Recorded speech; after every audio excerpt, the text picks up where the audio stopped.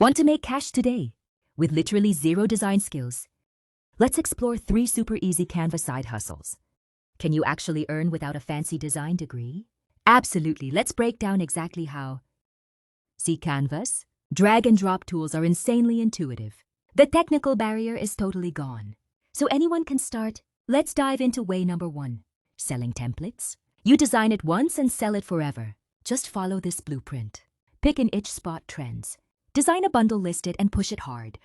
Not into templates? No worries. Way number 2 is creating digital printables. Think simple educational resources. Stuff like planners and vision boards sell like crazy.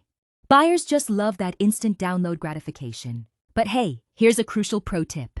Always make sure your designs look perfect. Print it in black and white. Now those first 2 are passive income. But what if you want faster, more active cash flow? That brings us to way number 3.